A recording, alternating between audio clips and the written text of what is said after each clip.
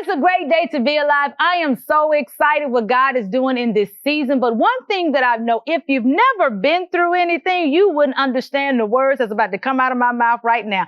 To God be the glory. When I look back over my life and I just think about the goodness of the Lord, my soul cries out, hallelujah. And I thank God for saving me. Everybody has a test, a storm, but it's what you do when you come out of that storm. And I do believe that my guest on today, I call her Coach D, Miss Forrest. She's going to bless us, empower us, encourage us to just step out in faith so that you can be winning in the season that you're in.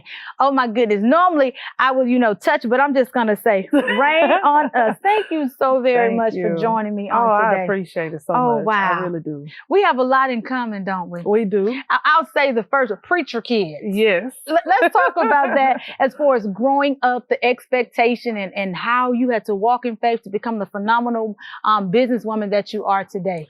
Yes. Well, you know how our fathers groom us from the womb. Growing up, of course, the magnifying glasses on you. Yes. You're being watched and you're being groomed. But my dad prepared me for where I am today. Yeah. He and my mother both. When I was little, they used to make me get up in front of the church and say speeches, announce things, and I would be scared. It wasn't an option, was it? It wasn't an option at all. Yeah. So I had to get up. I had to lead, and I had to be that voice for the youth in our church a lot growing up in the different churches that we served in. So I just really didn't have a choice. I had to sing, had to step out. It would be so scared, but he would always tell me that we had to do that. And it was just nothing less was expected. I'm telling you, the expectations were there and you had to walk it out. Yes. Now, of course, I consider you to be my Mississippi sister, but you have not always been in Mississippi, correct? Correct. When my dad was in theology school, of course, over at Emory, we were in Georgia for a little while, and then we ended up getting placed back over in Mississippi. I say placed because we were in the Methodist church at first. And so, in the Methodist church, they move you around according to however the bishop sees fit. Absolutely. So we were in Georgia and then came over to Mississippi. That was like a big where am I type of thing. Right. Because we moved to Brookhaven and we were used to going to Six Flags in the mall, and then we moved to Brookhaven and they barely got a Walmart. Wow. So real culture shock. Very. But humbling, I'm sure. Very humbling. Yes, very humbling. But I learned to embrace the moving around and was happy by the time I was in middle school. My dad got settled in when we went to the Baptist side of the church. Right. And we stayed in Louisville, and I was able to stay there until I graduated. And then from there, you had the great upbringing, the support of your parents. They've always been there pushing you. Let's go into your college years. Okay, yes. Now, my college years were awesome. I came out of Louisville being Miss Basketball for the state of Mississippi. Wow. So I was recruited by a lot of colleges, but I chose Ole Miss, which was one of the best decisions. Why Ole Miss is because there was a coach there. Her name was Peggy Gillum Grandison. She's the only, her and her sister are the only two Black women, period, who have a building named after them on the Ole Miss campus. And considering the history of Ole Miss, that's exceptional. Wow. She was one of my dad's church members when we moved to Oxford when I was 18 months old. Wow. I used to go to her house all the time growing up and spending the night with them. Even when we moved away, I spent the night with her family. Wow. So when she got hired on at Ole Miss as the associate head coach, it was a no-brainer for me. You knew. I knew it was then. And she got hired my senior year. Wow. So it was just like, it was God ordained. I just knew I was supposed to be there. What did you learn during that transition from basketball and life? How did those two go hand in hand? They need to offer some type of classes for our athletes. I truly believe that for knowing life after athletics, because they go from being in the spotlight. They go from being tutored. Sheltered. Brought through everything, prepared for everything, and then there's life. Wow. And a lot of them are shell shocked, and they don't know how to handle it. The reality. The reality. But I had an amazing coach with Coach Carol Ross. She made sure that we were prepared for life after basketball. Wow. So I really give back to my coaches, Coach Carol Ross, Peggy Gillum, Coach Renee Ladner, and Coach Joycelyn McGillberry. She groomed me into the lady, carrying yourself as a lady. Yeah. You might be an athlete, but you need to look ladylike. She pushed that on us, and that instilled in me, and that I carried that on to my girls as well when I was coaching. Wow. And that's what I want to transition in talking to, because you had a love and passion for basketball. I did. Did you see yourself as staying in basketball coaching arena for years to come? Forever. Mm-hmm. I actually got into coaching earlier than I expected. Going out of college, I got drafted. But I found out I was 3 months pregnant. Oh, wow. So it was How was that for you? That was, just to be honest with you, that was one of the most lowest points in my life. Mm-hmm. I was very depressed. My parents poured into me. I had a best friend, Kimberly Mullins. Yeah. She made sure I got out of bed because I would stay in bed. I was so depressed. I had a deal with Holland. I had gotten a great deal with them. And, just had to end up putting that to the back burner and could not go, and had a chance to go afterwards, but I didn't want to leave my baby. Wow. So I had great people. My sister, she poured into me. Everybody made sure that I got out of bed and got out of that depression, because I was in a deep, deep, dark place. Yeah. But God brought me out. He's good. And I'm so grateful that he did. Yes. That you got up and you had sisters that were there to push you to say, no, I'm not going to leave you. I'm not going to forsake you. I'm here with you. I'm here. As you were speaking, I could just really hear God saying how sometimes what we believe is the best thing for us is not always what's good for us. It's not. And you had a second chance, an opportunity to go back, even after, having your baby, to be able to go back to Holland, but you made a mother's sacrifice. Yeah. And for that, I salute you. Thank you. Great mothers, you make those sacrifices. Thank you. Yes. And I do believe that your child will be able to look back and say, "My mom loved me enough to do that for me." Yes. Yeah. Yes. And it put me on into coaching earlier than I thought. And like you said, I thought coaching was what I was going to do forever. Yeah. That was my plan. Yeah. But our plans are not always God's plan. And you were at Kahoma Community College, correct? I first started off at Jones Junior College in Ellisville, Mississippi. Okay. I was there for 3 years. We won a state championship while I was the assistant coach there. And then I got hired on at Kahoma Community College in 2014 as the head coach there. And I moved up to Clarksdale in the Delta. Yeah. And was there for 4 years. And being there, did you see yourself as being a part of the community, having to pour into these young ladies to give more of yourself? Or did you see yourself in them of saying, okay, God, I see now why I couldn't leave, but for this time? When I tell you, God really prepared me for that moment. Yeah. But even when I got there, I was like, oh my God, I had 5 moms on my team. My God. My first team. Mm-hmm. And being a mother myself, I would watch some of their kids while they went into class so they wouldn't have to miss class. Yeah. I would pour into them. And it was more than off of basketball than basketball my first year at Kahoma. And even when I tried to go out and recruit other kids and have a whole team with no mothers, I ended up with mothers still. Every single year, one of my kids ended up being a mother. And so I was like, well, I guess I'm supposed to pour into them. I guess I'm supposed to mentor them in this way. I'm supposed to show them, okay, you might have become a mother, but you can still succeed. Right. I became a mother and I still succeeded. And, God just, he showed me some things. Even my first year, we had a couple of tragedies while I was there. Mm-hmm. My last year at Kahoma, I lost one of my kids in a car accident. And that's when I really just started praying for something different, because like that really tore me up. Right. I honestly had to get help behind that, because she was a kid that came and sat with me every day, Dana Brown. She was like your baby. She was like my baby. She would babysit for me. She would pick up my son when I'm on the road for me. So it was a tough loss. So I started praying for something different. Yeah. I said, Lord, I want more money. I want more time. And I know life was so precious.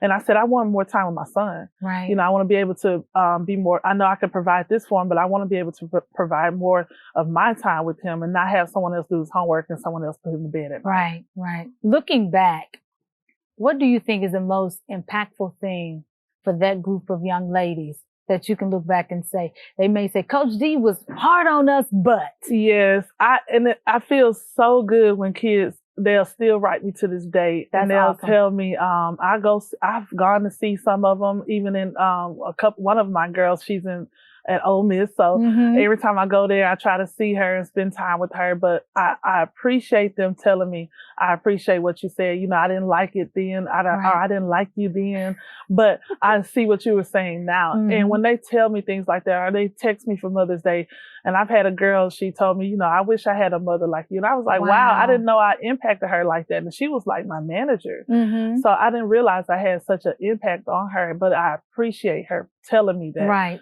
And so that I can know that I did serve my purpose in their life, in their lives now. Isn't that a blessing? It is. When you can look back and say, okay, I understand that season now more than ever. Yes, because I was tough on them. Wow. I was. What did you see in them that, you know, sometimes they can't see in themselves? Or why were you so tough? Was it because of your upbringing, or, you know, it's like, I want them to beat the odds? Yes, it was more of I wanted them to beat the odds. I wanted them to get out of the situations that they came from. Yeah. Because I mean, I felt like I had a great opportunity with my athletic career, and our athletic careers were different, but I still wanted the best for them. Right. Yeah, and I wanted to provide that in any way I could. So what did you see naturally with some of the things they were up against that maybe you don't see so much in northern part of Mississippi? Oh, wow. I mean, the Delta is different. They see and experience and go through so many things that I didn't even know anything about until like high school, and they grew up this way. You know, they come from families who are in gangs and everything. You know, and I'm from I'm a church girl, and I hear, you know, about these crazy stories that my kids grew up in, and you know, it just broke my heart. So I tried to pour into them any kind of way I wanted to, any kind of way I could. Excuse me. And you know, they felt like, okay, coach, you don't understand because you're not from here. And I'm like, you know I am from a different world, but I'm from a small town, and if I can get out and make it, you can too. Absolutely. And I think that's the thing that we have to do. In spite of your environment, your situation, yes, you can.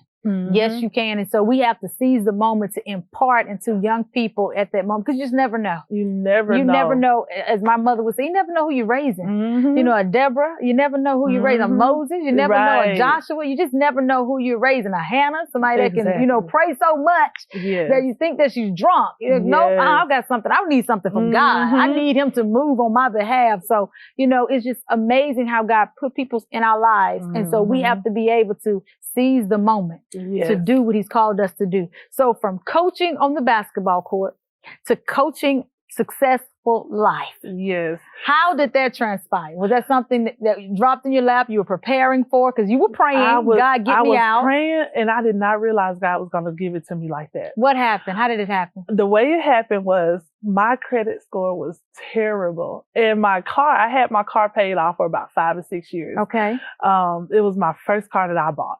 So you were happy? I was happy. I was good to go. And I thought I was good. Like I was going to ride that car till the wheels fell off. Yeah. And so that little Volkswagen took me a long ways, but then my transmission started going out. Oh my.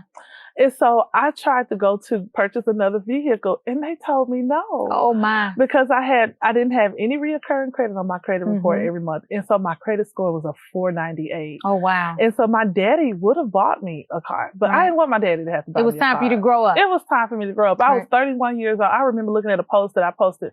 I was 31 years old. My dad was still helping me with some of my bills. Because even as a head coach, I mean, I was a single mom. Yeah. And my son was in private school. So I had a lot that was going out. So I still needed help.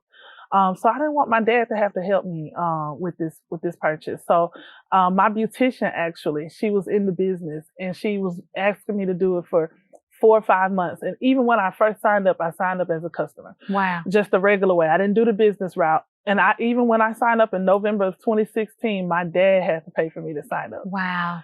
So he paid for me in November, because as an educator in December, that check has to go through January. Absolutely. So, yes, ma'am. You preach it right there. Educators, we know. Yes. You're going to get like from December 15th all the way to January the 30th is like forever away. So I asked my dad, anytime I ask my dad for some money, he's like, okay, baby, and he'll just give me the card number or purchase whatever I asked. And I told him, I said, this time this one's going to work, Daddy, because I was with the company before and it wasn't doing anything. Wow. Like I said, my score was a 498. Right.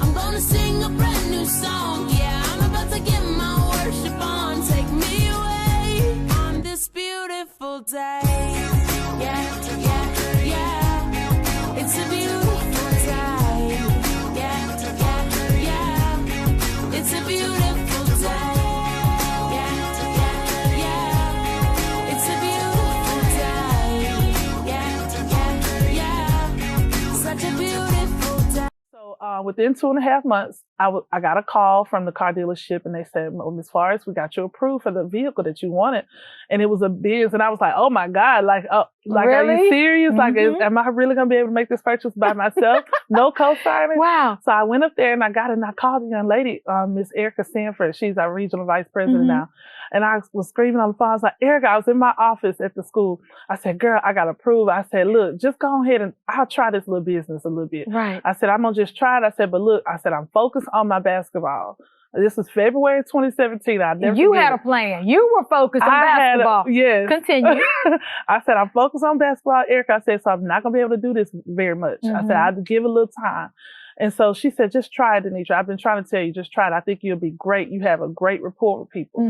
So I tried it, and my first day I got promoted. I brought in the 5 people that you needed to bring in to get promoted, and it was like... How was that possible? That's the favor of God. That's the favor of God. And then I had great support system. Mama signed up, daddy, sister, brother, my brother-in-law, all in the uncles, family. my cousins. I mean, everybody supported me to the fullest. And so, and when it started, it just started like a wildfire. Wow. It was going so fast at one point, I could barely keep up. Jesus. And then 1 month, I remember I made half of my salary as a head basketball coach in 1 month. What was that aha moment for you? I cried. I literally cried when I first got that first check that first week. I cried. I remember Erica and her sister Couture calling me, and they said, "Have you seen your check for this week?" And I said, "No." I said, "I just got out of basketball practice." Still focused on basketball. I said, "I just got out of basketball practice." I said, "Let me log on and look at it." And when I looked at it, like, they was like, "Danetra, are you there? Are you there?" Wow. And they was laughing because they heard me crying on the other end. But it was such a blessing because I felt like now I can take care of me and my son, and I can take care of my parents. I can help with them. And it was at that time God started preparing me to become a businesswoman and not coach girls on basketball court, but coach people in life. Isn't that something? That's amazing. You know, you had a plan. I'm gonna stick with this basketball because this is secure. Yeah. And most of the time we stay in the familiarity of what we are accustomed to. And God is trying to kick us and push us into destinies. I want something greater. Yes. I want to bless you a little bit more. I want to increase you. So with that being said, can you look into that camera right there? And I want you just to share with somebody that may be wavering right now about a business venture, or God may be trying to tell them to move in faith and they're still, you know, a little shaky. Yes. What would you say to that person right now? I would tell that person right now just to step out on faith. That's what I did in March 2018. I wrote my resignation letter and I turned it into my athletic director. And with pride, with boldness, I gave it to him. I was excited. Step out on faith because you just never know. God will bless you beyond what you can think you are ready for. I mean, if he did it for me, Tammie, like, and with this company, within a year, I was moved up to vice president. I had a great, amazing team out of Mississippi and even people in other states as well. I have had and was able to become a vice president and a 6-figure earner with the company within 11 months. And you know that's the hand of God. That's nobody but God. Timing is everything. That's what I just keep hearing. Timing is everything. And I think right now is the time to do something that you've never done before. You've been putting it off. It's time to do it. You've been procrastinating. It's time to do it. You know, it really is time. What's the name of the company for somebody's like, what is she doing? How's she doing that? You know, tell us a little bit as far as the company's name and if someone wants to contact you, how they connect with you for the most part. We do our credit repair through our 501c3 branch, and that's through United Credit Education Services. So that's a great company. It's changed my life, changed my family's life, and I love pouring into my community and teaching my community what we didn't get taught in the education system. And even I came from great parents, but they only could teach me what they know. Right.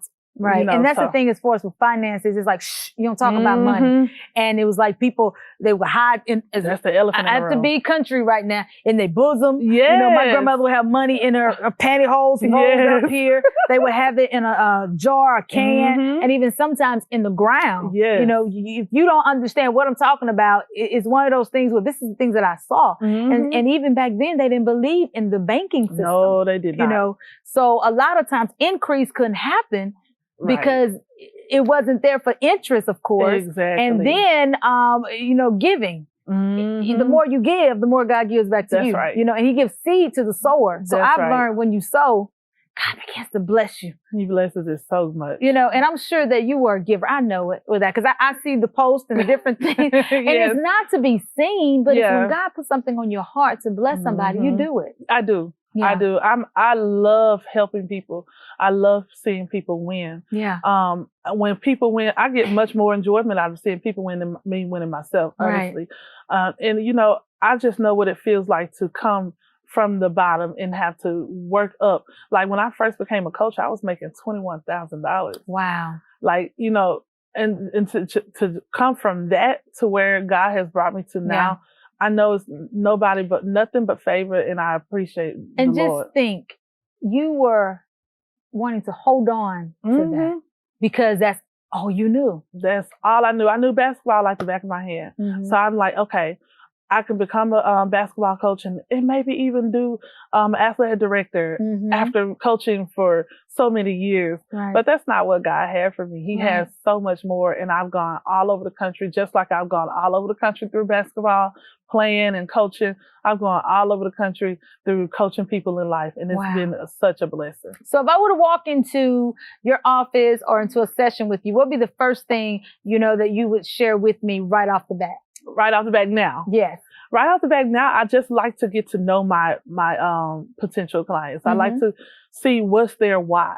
When I know a person's why, then I can remind them why they're going through this process to get their credit repaired. Because a lot of people like to get their credit repaired. They want it repaired in 2 months. Oh, wow. Or a month. And it took them years to get in this position that they're in. So I always that's why the first thing I find out a person's why. Wow. So that I can remind you, listen now, you know, you're doing this because you said you wanted this home for your kids. Yeah. You said you wanted to provide, you wanted a better financial future. You wanted to create generational wealth for your children more than what you had. So I have to remind my clients about that. And so that's the first thing that I get to know from a person, because I also like to get to know them as a person and let them see me as a person before they see me as a coach in their life. And then too, I'm sure you have to break down the barrier of them thinking that this is illegal, this is not legit. Have you ran into that? Oftentimes? So much. Is this a scam? And first of all, my name carries weight. I cannot even begin to tell you how many conversations I've had with people. Is this a scam? And I look, Danetra Forrest. That's my name. For some that are watching right now, they may be logging off or saying, that's a scam. Yeah. When you think about a person's finances and credit, it's like something just clams up. People really go quiet. They go ghost on it. And I've had people, they'll watch me for 2 years because they'll think they'll be scared. Yeah. They'll say, oh, this may be a scam. And I've had people say, you know what, I've watched you long enough. I'm going to go ahead and give it a try. Right. Let me try this. And I show them, you know, according to the Fair Credit Reporting Act, we can do this. This is how we legally fix your credit. Right. So, you know, I do have to show people that. And I understand that, because like for 5 months, I told our regional vice president, Erica Sanford, I told her no. For 5 months. And I was broke, busted, and disgusted with my credit score. It was a 498, and I'm telling somebody no. And so I understand the people who have terrible credit scores, or bad credit scores, who say, I don't know right now. No, I'm going to just give it some more thought, because I was that person. And sometimes it's not their fault, you know. It's not. I say that because when you are in a relationship, even if you're married or not married, sometimes people get so comfortable. They give their social security number out to people, you know, and they buy items or get things in their name and unknowingly to them, which kind of destroys their credit score. Or if you go through a horrible divorce, it's just as worse. So if you're co-signing anything, so sometimes you're just in a bad fix where your credit score just decreases. Right. So you're there to help and assist those as well, not those that are just out there purchasing and buying and then repay, you know. And the great thing about our program, we show our clients how to the smartest and fastest way to pay their debts off. Right. We have a debt zero program that shows them what they should be doing every month towards their bills and everything. So we teach why we repair their credit. That's because good. we don't want them to have to come back. Right. And if they have to come back, okay, yeah, we'll help you again. But we like to teach our clients right. as we go along as well. Right. What did Pastor Forrest say about this? You know, because he's very leery, but he's full of the word. What did he say about this? My daddy. Finally, he's like, okay, so this is going to be your profession now? Yeah. When I told him what I wanted to do, he said, baby, go for it. That's good. My daddy, if I tell him I want to go buy some cows and milk them and sell the milk, he's going to say, baby, go for it. He's just such a supporter. He's my biggest supporter. Yeah. He has backed me any kind of way I've needed him to, financially, mentally poured into me spiritually. He's backed me any kind of way I needed him to. Yeah. He supported me 1,000%. And that's a beautiful thing when you have, you know, the blessing of your parents. I know your mom, the two of you all are like best friends, yes, sisters. We are. And that's a blessing to have. But what about, I want you to speak life to someone that's watching right now who doesn't have that support, who may be feeling like the black sheep of the family that wants to walk out. But this is the norm. This is how we've always done it. Right. And if you do this, then we're going to cut you off. What would you say to that individual that may have heard those words just last night or last evening? I will tell that person to say, I am more than a conqueror. You know, you have to, when I was in my dark place, even though I had that support system, I had to write out great things, great affirmations about myself. Right. I wrote out blessing scriptures, and I would post them, the little sticky notes. I post them all around my room. I post them on my mirror in my bathroom, and I would read it out loud to myself every day until I started believing them. Right. Because you know, I was at a point where I didn't believe I was pretty. I didn't believe I had any purpose. I just felt like life at that point was just, it was done for me.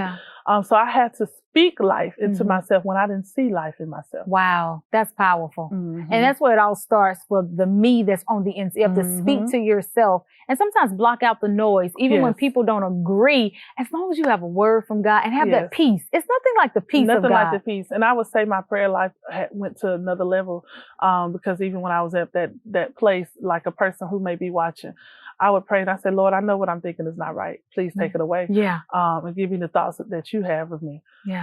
Help me think like you think of me. Help me look at myself how you look at me. And when you pray and ask God to help you look at yourself how he looks at you, help you think of yourself how he thinks of you, you're going to get ready and go to another level. It has to, because you've surrendered yourself. You have. So now he can say, I've been waiting for you to do this to get out of the way. And for some of you that are watching me right now, I just really believe like I've been in so many situations, I was in my own way. I had to get out of my way so that God could increase me, bless me, and heal me. You all know my story, losing 2 children within 2 months of each other, going through depression and a divorce, and I'm still standing by the grace of God. But I remember the day and the hour I wanted to take my own life. I remember the day and the hour where I was depressed, suicidal. And sometimes people can't talk about that, but when he brings you out of it and you're totally healed and made whole, you can talk about it openly. I tell everybody. You can say, yep, that was me. I was bipolar, seemed like I was crazy. But he kept us in the midst of everything that, you know, we were going through to be able for such a time as this to empower somebody, to encourage them. Give them some encouraging words. We got about 50 seconds left right there just to speak from your heart of just to encourage them right now out of that darkness. I just want to let someone know that you are more than a conqueror. You are beautiful inside and out. Whatever you feel, or if you are in a dark place, ask the Lord to remove those feelings from you, and ask the Lord to allow you to see yourself as he sees you. Allow you to love on yourself as he loves you, and you'll see a brighter day. Amen. Amen. You just said something I love on you. And you know, God will love on you like nobody else can. Like nobody can. I'm telling you. As a matter of fact, we're going to do this. We're about to go. You all know how I am. Put your right hand out, put your left hand out, cross it over, give yourself a hug and say, I love me some me. Nobody's going to love you like you love you. But once you have that unconditional love like God loves, you will be able to give and to be a blessing to others.